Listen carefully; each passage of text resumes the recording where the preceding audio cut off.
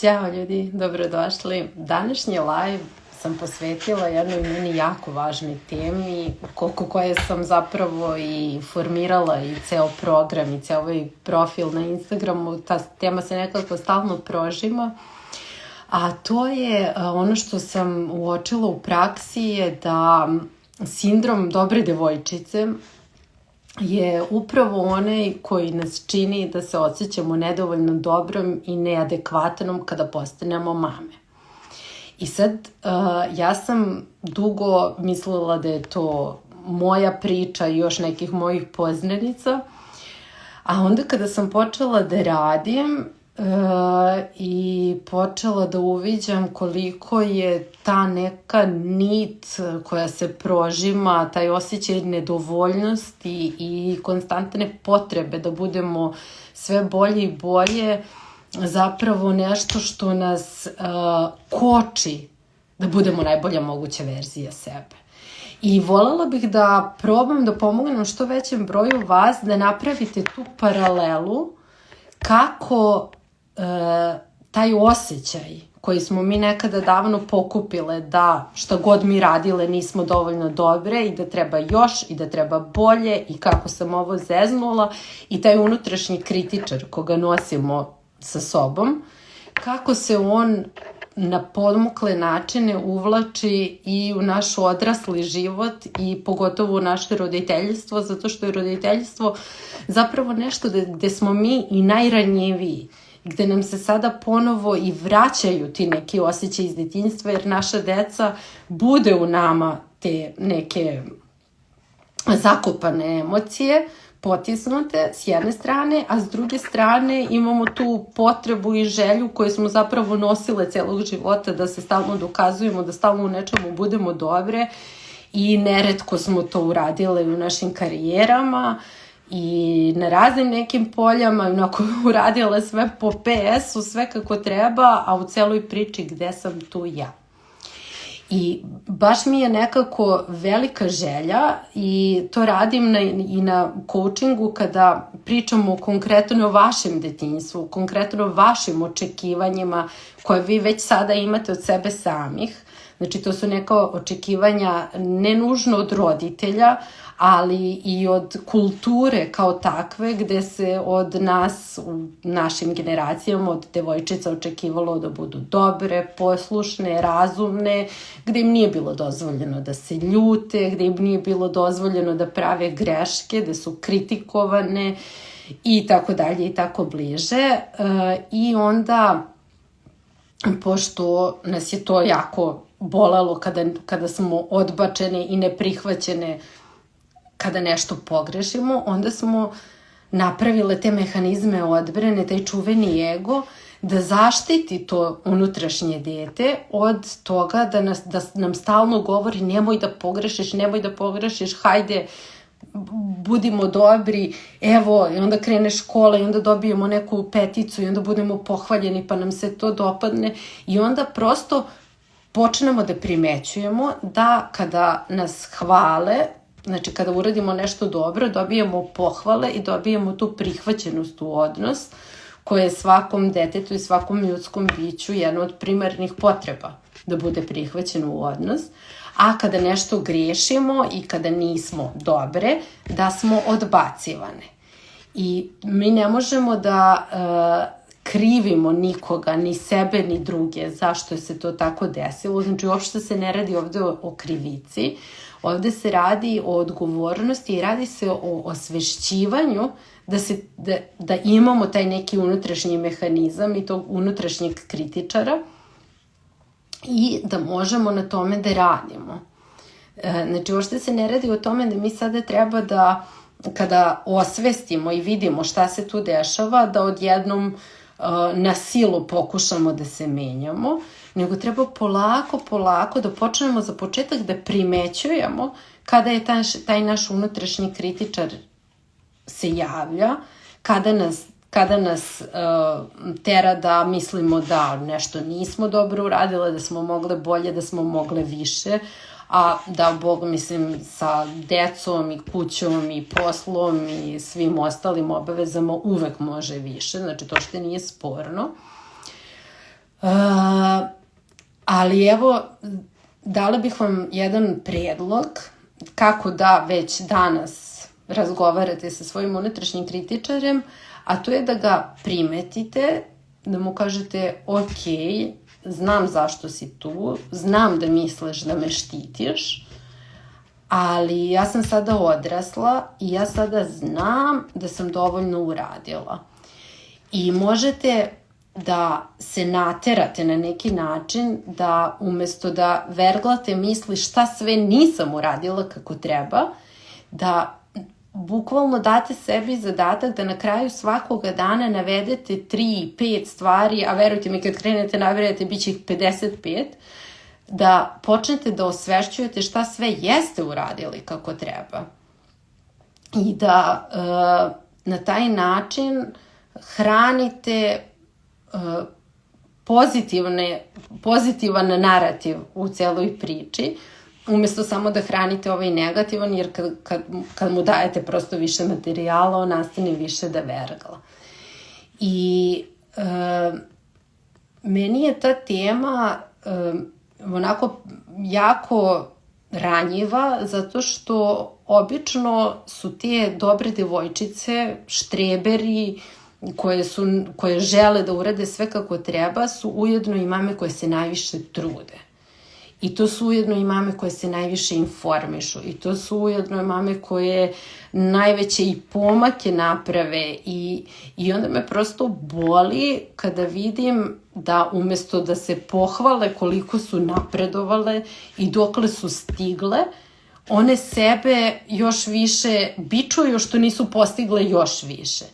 I to je baš onako česta zamka koju ovakve mame imaju na početku ovog rada na sebi i ovog osvešćivanja u roditeljstvu, je da baš zbog toga što saznaju neke stvari, baš zbog toga što napreduju, one zapravo kreću još više da se kritikuju. I evo, mislim, baš pre neki dan sam se dopisivala sa jednom mamom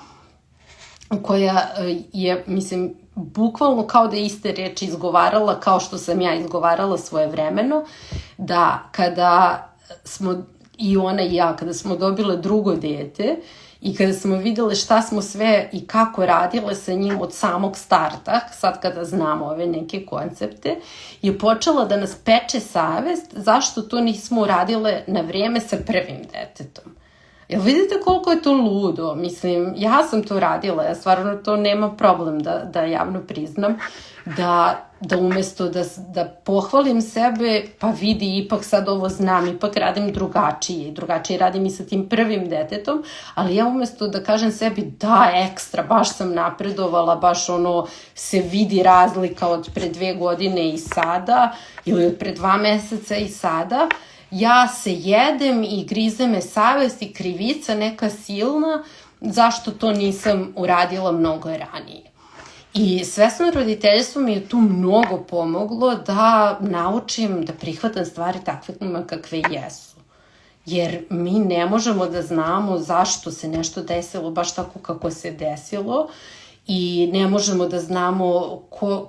šta će u konačnici biti i sa tim našim prvim detetom na kome nije primenjivano ovaj vid roditeljstva od samog starta. I da budemo nežni prema sebi u smislu da sam znala sve to sigurno bih primenjivala, ali pošto nisam znala ne mogu da vratim vrijeme i ono što mogu da uradim je da danas uradim sve što je u mojoj moći da krenem tim nekim drugim putem. I bitna rečenica, mislim bitan deo rečenice je tu šta je u mojoj moći. Zato što nismo uvek u kapacitetu da primenimo to što smo naučili i čuli da to tako treba. Znači, treba biti nežan prema sebi i da, težiti boljem, ali u isto vrijeme i znati oprostiti kada nešto ne možemo, kada nešto pogrešimo, da kažemo sutra je novi dan, da prosto jednom počnemo da praktikujemo i tu ljubav prema sebi i to prihvatanje sebe sa svim svojim vrlinama i manama i da to učinimo i kao poklon sebi i kao poklon svojoj deci. Jer vidite šta je. Mi često zbog tog kondicioniranja kako žena treba da bude požrtvovana, kako treba da bude, da se pati, da ona dođe na zadnje mesto. Znači, to je prosto u narativu balkanskom. Šta ćemo da radimo? Tako je kako je. Ne možemo da vratimo vreme i menjamo prostor gde smo se rodili. I onda nam je teško kada osvestimo da treba da više vodimo računa o sebi, da više brinemo o sebi, da širimo svoje kapacitete. Nama je to teško da prihvatimo kao nešto što je dobro i za nas, i za našu decu, i za našu porodicu. Skloni smo da to posmatramo kao nešto sebično. A u stvari, to je zapravo nešto najbolje što možete da uradite za svoju decu i svoju porodicu, zato što otklanjanjem tog unutrašnjeg kritičara i rada na sebi i kada vi umete sebi da oprostite svoje greške, vi njima na svom primjeru dajete dozvolu i primer kako da se danas sutra oni nose sa svojim greškama. Znači, vi time zapravo njima polažete jedan template kako se to radi. Znači, teško ćete vi svoje dete učiti da prihvati sve svoje greške ako vi niste okej sa svojim greškama. I zato je, znači, uvek idemo sa principom deca ne uče ono što im kažemo, deca uče ono što im pokažemo. Znači, ako želite dete koje ima samopouzdanje, to nećete uraditi tako što ćete da mu kažete ma ti si super. Ne, samopouzdanje se gradi kada naučimo da prihvatimo svoje greške. A to onda znači da kada učimo da prihvatimo svoje greške i sve svoje nesavršenosti i da kažemo, ok, dovoljno je, nisam danas bila savršena, ali bila sam dovoljno dobra, to je onaj moment kada i vi krećete da emitujete neku drugu energiju i prosto onda vaša deca koje rastu u tom okruženju te energije, onda to shvataju kao nešto normalno i danas sutra i oni će umeti da prihvate svoje greške jer su to učili na vašem primjeru. Tako da zapravo ta briga o sebi i to prihvatanje grešaka i svih svojih nesavršenosti je najlepši poklon koji možete da date svom detetu i da bi danas sutra ono umelo da prihvati svoje greške i svoje nesavršenosti. Tako da po meni rad na sebi i učenje vežbanje ove veštine roditeljstva nije nešto što mi radimo zato što smo dokoni i zato što je to moda, nego zato što je to nešto što stvarno menja igricu. Znači, menja igricu u kontekstu da mi sad tu ovde ne učimo uradi tako i tako kada ima tantrum ili uradi tako i tako kada se svađa sa sestrom, nego učimo baš ove neke najvažnije koncepte koji će da promene čitav ton i atmosfere u kući i vašeg odnosa samog prema sebi i onda postepeno će i druge stvari da počnu da ležu na mesto, ali sve počinje sa tim prihvatanjem da ne moramo da budemo savršene, da našem detetu ne treba ta neka savršena mama koju smo mi izmaštali u svojoj glavi, nego mu trebamo mi takve kakve jesmo i da mi treba da upoznamo same sebe gde smo to mi kada se sklone svi ovi slojevi ideja kakva treba da budem. Tako da, zapravo zahvaljujući primjeni svesnog roditeljstva, ćete naučiti i da nađete te neke davno zakopane delove sebe i da se možda setite nekih davno zaboravljenih, potisnutih delova sebe za koje prosto nije bilo mesta u vašoj svakodnevnici. Jer jasno mi je da je današnji ritam života ludilo i da još plus kad na to postanemo mame se desi, namesti da nema vremena za nas u celoj priči, ali zbog svega ovoga što sam prethodno ispričala, mislim da je mnogo važno da se to vreme stvori. Namerno ne koristim reč nađe, nego stvori, zato što kada naučimo da postavimo granice i kada naučimo da volimo sebe i da stavljamo sebe na to prvo mesto, onda će odjednom vremena da se nađe. Znači, verujte mi, pričam i iz ličnog iskustva i iz gomile klijentkinja, što mojih, što sam slušala na institutu. Tako da stvarno vam sve ovo pričam iz prakse, znači nije nešto što sam sad pročitala u knjizi pa sad prepričavam. Stvarno je tako i stvarno se magija dešava kada počnete stvari da gledate na taj način. I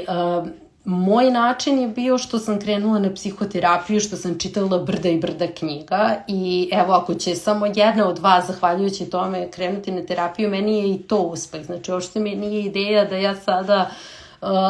prodam i popunim svoj program, iako je i on baš namenjen ovome, ali mi je ideja da vam promenim perspektivu i da počnete stvari da gledate na taj način. Znači da rada na sebi i stavljanje sebe na prvo mesto i pitanje sebe kako sam ja, šta meni treba i nalaženje tog vremena, stvaranje tog vremena zapravo u danu za sebe nije sebično. To je nešto što je apsolutno neophodno i nešto što će imati dalekosežne pozitivne posledice i na vaš brak i na vašu decu i znači na bukvalno sve aspekte svog života i znam da je teško u početku i da je nekako nažalost kontraintuitivno načinu na koji je nama indoktriniran na neki način, ali iz prakse vam kažem da je to najbolji mogući način koji možete da krenete. Tako da vas od srca sve pozivam da date šansu sebi, da večeras kad legnete u krevete ne prebirate šta sve nisam uradila, nego da kažete sebi šta sve jesam uradila, da se ne odmorite kada su deca namirena, sudovi u mašini i veš slože, nego da ako ste preumorni da se odmorite i u toj gomili nenaslužkanog veša, da počnete zajedno sa partnerom da postavljate stvari tako da na nedeljnom nivou imate vreme za sebe, šta god to značilo, šta god vama bilo potrebno, da li da zurite u belu tačku na zidu ili da čitate knjigu ili da idete na terapiju, coaching, znači svejedno, šta god je, znači prvo tebi potrebno, ali da bi ti znala šta je tebi potrebno, ti moraš da prvo sedneš malo sama sa sobom, a ne da si konstantno u službi drugoga. I čitav koncept na koji lako padnemo je ja ću to kad deca malo porastu, je, mislim, samo malo kad uključujemo logiku, nelogičan, zato što kad deca porastu za ove neke stvari prosto će biti kasno, u smislu neće biti kasno, sve može da se nadoknadi i sve je okej. Znači, uopšte nije poenta u tome da sad postoji neka žurba, nego prosto što ranije počnete, prosto će ti taj boljitak ranije početi da se ispoljava, tako da apsolutno ne vidim logiku u tome da se sa nekim pozitivnim promenama čeka za kada deca porastu. I to je isto, eto, što želim da vam ponudim tu promenu perspektive, da baš zbog toga što su deca mala, dok još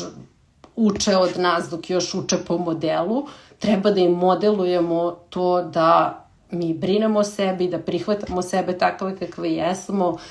da smo dovoljno dobre i da je sve okej. Da, znači, ne moramo da budemo ta savršena žena, majka, kraljica, taj balkanski arhetip sveštenice kulta požrtvovanosti, što bi rekla Ljiljana Habjanović-Đurović u knjizi Ženski rodoslov, odlična knjiga, pogotovo ako imate crnogorske korene, toplo preporučujem. Ali Mislim da vam je jasno o čemu pričam. Znači, prosto na Balkanu žene istorijski su te koje će da izginu, koje će da budu na zadnjem mestu i koje će da se onda loše osjećaju zbog toga, koje će onda zbog toga da uđu u neku ulogu žrtve i da misle da ne mogu ništa da urade po tom pitanju. A sada, sa svim ovim saznanjima koji su nam dostupna, sa napretkom na poljima psihologije, psihoterapije, praćenja